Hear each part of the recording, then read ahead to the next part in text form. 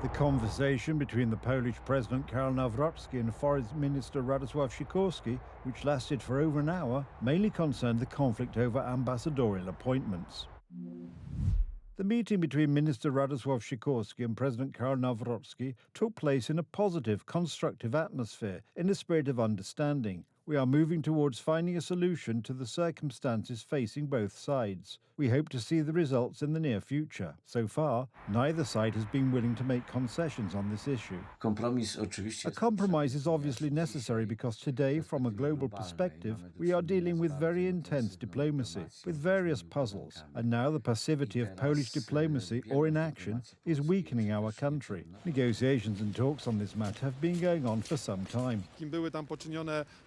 Some preliminary arrangements were made there, the result of which was to be recorded in a letter from the Ministry of Foreign Affairs to the President. Unfortunately, the letter that ended up on the President's desk did not correspond to these preliminary arrangements. On the contrary, it completely contradicted the arrangements that the President had made with the Minister. The conflict over ambassadorial appointments between the government and the presidential palace dates back to March 2024. At that time, the Minister of Foreign Affairs dismissed more than 50 ambassadors. He also withdrew several candidates nominated by the previous leadership of the Ministry of Foreign Affairs. These changes were opposed by the Polish president at the time, Andrzej Duda.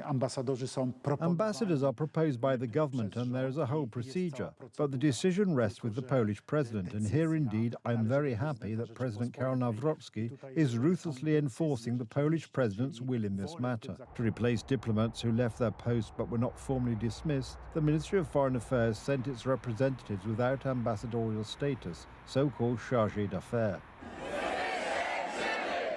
During his election campaign, President Karol Nawrocki strongly opposed the nominations of Bogdan Klich, who is acting as head of the Polish embassy in Washington, and Ryszard Szniep, chargé d'affaires in Italy. Poland must be represented with dignity on the international stage. Bogdan Klich was a Minister of National Defense during Donald Tusk's first term in office. It was during his tenure that the plane crash occurred, killing Polish President Lech Kaczynski and a large part of the Polish elite. Despite the threat from Russia, Klich also liquidated units of the Polish army. The 12 garrisons we have today are what remains of the 120 or so that we have disbanded over the last year and a half. President Andrzej Duda also did not sign Bogdan Klich's nomination. They want to send the guy who was the Minister of National Defense at the time, that is, the person responsible for the Polish army, to the United States. It will be one big joke. Klich also discredited himself as a would-be diplomat. Donald Trump does not fully understand the concept of international security.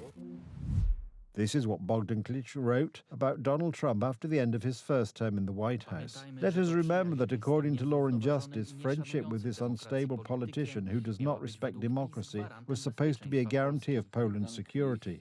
A politician so harmful to Poland's national interests cannot represent Poland in the United States. That is why today I declare I will not sign Bogdan Klich's nomination as ambassador of the Republic of Poland to the United States. Ryszard Szniep, on the other hand, never distanced himself from or condemned his father, a communist criminal. Maximilian Szniep was jointly responsible, among other things, for the Augustów roundup, also known as the Little Katyn. According to various sources, between 600 and 2,000 Poles, activists of the independence and anti-communist underground, were killed in it. President Nawrocki cannot agree to the candidacy of Szniep or Klich. The latter, in particular, has terrible relations with the United States administration, and as a candidate for Polish ambassador to the United States, he is simply incapable of doing any good. He is not even able to contact important people in that country. The second, equally important topic of conversation between President Karol Nawrocki and Foreign Minister Radosław Sikorski was to be Poland's participation in the Peace Council. Although Poland is one of the first countries invited to join this initiative by President Donald Trump, Donald Tusk's government is skeptical about it. President Karol Nawrocki is considering Poland's participation.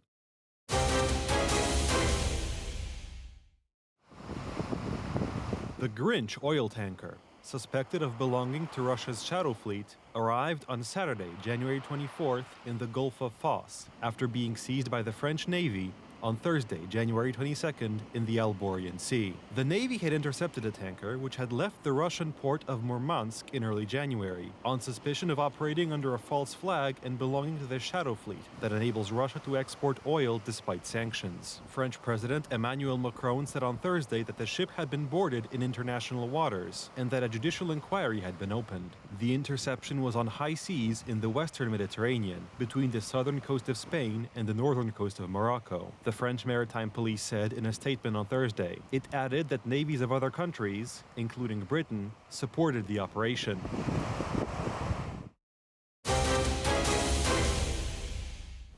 This is the end of an era in the Middle East. A week after the ceasefire between the Syrian authorities and the Kurds in Syria, there is a calm that has not been seen for a long time. Today, the ceasefire was extended by 2 weeks. I appeal to all our Arab families to remain calm and peaceful and allow the gradual implementation of the agreement until we achieve full peace in Syria. The escalation of fighting with the Kurds began 10 days ago when bloody clashes broke out in Aleppo. Ultimately, the Kurds were defeated by the Syrian army and pro-government forces. The Kurds are now to be incorporated into the Syrian army, but at the same time, the Syrian president has granted the Kurds full civil rights, and the Syrian language has become the national language of Syria. Syrian institutions will enter the entire territory of Syria, and additional security forces will be deployed in some particularly sensitive areas to prevent fighting. The Kurds, who live mainly in Iraq, Turkey and Syria, played an important role in the long civil war in Syria. After defeating ISIS, they occupied large areas in northern and northeastern Syria, including those rich in oil and gas. In 2012, Syrian Kurds declared a de facto autonomous democratic administration of north and east Syria, known as Rojava, creating their own local government structures. President Donald Trump was recently asked about his support for them. Well, I like the Kurds, but just so you understand, the Kurds were paid tremendous amounts of money, were given oil and other things, so they were doing it for themselves, more so than they were doing it for us. But we got along with the Kurds, and we are trying to protect the Kurds. Urgent problems have arisen, such as the giant prisons in Syria, where entire families associated with ISIS live. Until now, they were supervised by the Kurds. Now that they have withdrawn, Iraq and the United States will help. The Syrian government welcomes the United States' operation to transport ISIS prisoners outside Syria and confirms its readiness to provide the necessary logistical and security support to ensure its success. Syria's stabilization and recovery from total collapse is going unexpectedly well, and President Donald Trump has played a huge role in this, gradually easing tensions in a region torn by bloody conflicts. Poles have been involved in helping Syrian families for years, among others through foundations such as Caritas, Aid to the Church in Need, and the Friend of the Mission Foundation. This is a response to the appeal of Pope Leo XIV, who in Beirut asked all people of goodwill to help all Christians in the Holy Land.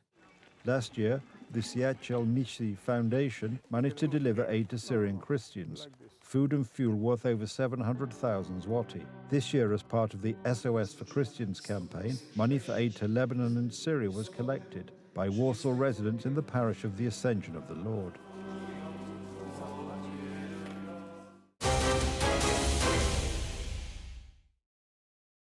Winter is not letting up, and not only in Poland, Sapporo, Japan, and some regions of the United States are buried in snow. 17 states have declared a state of emergency due to difficult conditions. Schools are closed and over 10,000 flights have been canceled.